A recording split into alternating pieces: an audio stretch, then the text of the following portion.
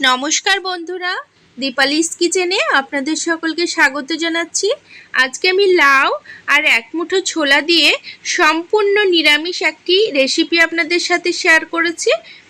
লাউ আর ছোলা দিয়ে এই রান্নাটি অত্যন্ত সুস্বাদু ও পুষ্টিকর একটি রেসিপি।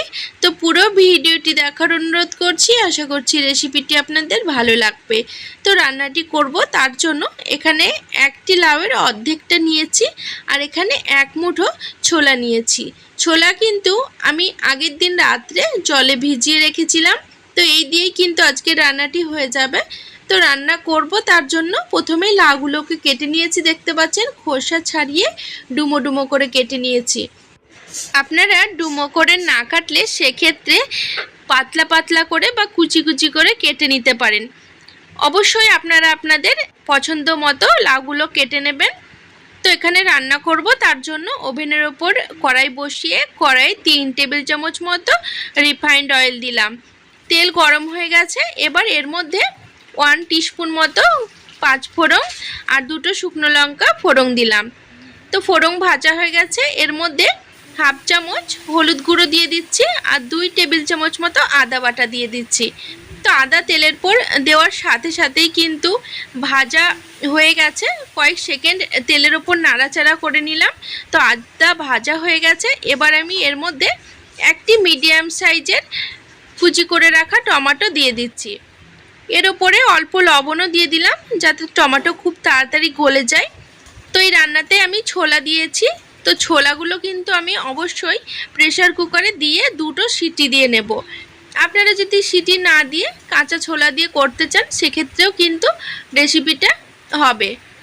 তো টমেটো দিয়ে কিছুক্ষণ নাড়াচাড়া করার পর টমেটো দেখতে পাচ্ছেন গলতে শুরু করেছে। এবার আমি এর মধ্যে অল্প একটু জল দিয়ে দিচ্ছি। এবার হাফ চা চামচ মতো জিরে গুঁড়ো দিয়ে দিচ্ছি। তো এই সমস্ত উপকরণ মিডিয়াম টু লো ফ্লেমে ভালো করে কষিয়ে নেব।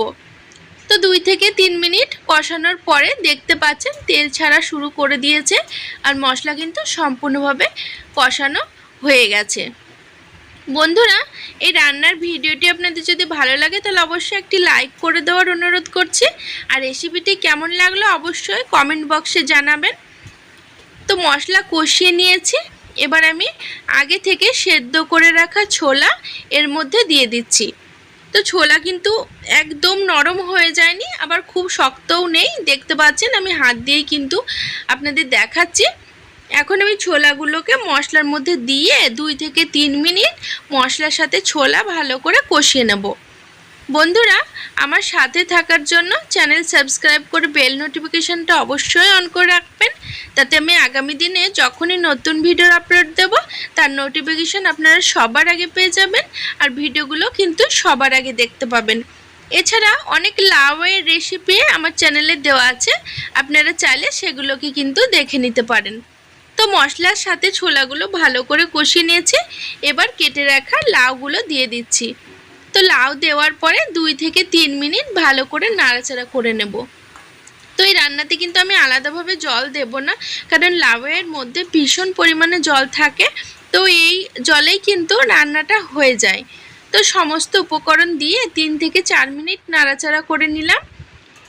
এবার আমি এর মধ্যে কালার কিন্তু আমি আগে দিয়েছি, তেলের ওপর হলুদ লবণ সমস্ত কিছুই দিয়েছিলাম, তবুও আমি আরও অল্প একটু হলুদ দিয়ে দিচ্ছি আর স্বাদের জন্য আরও একটু লবণ দিয়ে দিচ্ছি। তো হলুদ আর লবণ দেওয়ার পরে আবারও 2 মিনিট নাড়াচাড়া করে নেব। তো লবণ দেওয়ার কারণে দেখতে পাচ্ছেন লাউ থেকে জল বেরোতে শুরু করে দিয়েছে। তো যেহেতু এটি অত্যন্ত পুষ্টিকর একটি রান্না, যার জন্য এতে কিন্তু আমি বেশি তেল মশলাও দিইনি, অল্প একটু তেলে আর সামান্য একটু মশলাতে কিন্তু রান্নাটি করব। তো কিছুক্ষণ রান্না করার পর অনেকটা পরিমাণে জল বেরিয়েছে দেখতে পাচ্ছেন। এখন আমি এর মধ্যে আরও অল্প একটু পরিমাণে জল দিব। জলের পরিমাণ খুব বেশি দিচ্ছি না, হাফ বাটি মতো জল দিয়ে দিচ্ছি। এখন তরকারিটা একবার ভালো করে নাড়াচাড়া করে দিচ্ছি। আর তরকারিতে যেহেতু দেখতে পেলেন ঝালের পরিমাণ খুব বেশি দিইনি, তার জন্য আরও 2 থেকে 3টে কাঁচা লঙ্কা চিড়ে এর মধ্যে দিয়ে দেব। ঝালটা অবশ্যই আপনারা আপনাদের পছন্দ মতো কম বেশি করে নেবেন।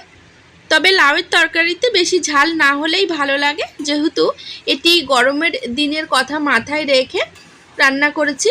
আর এটি অত্যন্ত স্বাস্থ্যকর একটি রেসিপি, কারণ এতে অল্প তেল মশলা দিয়েছি, দেখতেই পেলেন। এবার ঢাকা লাগিয়ে আমি 5 থেকে 7 মিনিট মিডিয়াম টু লো ফ্লেমে হতে দেব। তো 7 মিনিট পর ঢাকা তুলে নিলাম। দেখতে পাচ্ছেন সম্পূর্ণভাবে জল শুকিয়ে গেছে। এখন তরকারিটা ভালো মতো নাড়াচাড়া করে দিচ্ছি। এখন আমি দেখে নেব লাউগুলো সেদ্ধ হয়েছে কিনা।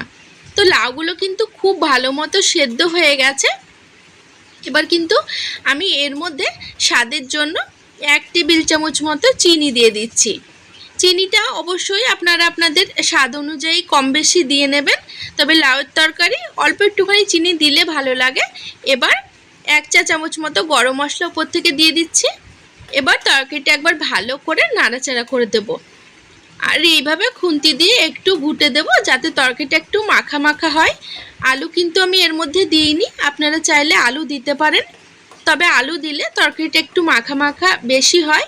আমি আলু দিইনি, তার জন্য লাউগুলো একটু ঘুটে দিচ্ছি যাতে দেখতেও সুন্দর লাগবে। এই রান্নাটি কিন্তু আপনারা ভাত বা রুটির সাথেও খেতে পারবেন, খুবই ভালো লাগে আর ভীষণই স্বাস্থ্যকর বা উপকারী আমাদের শরীরের জন্য।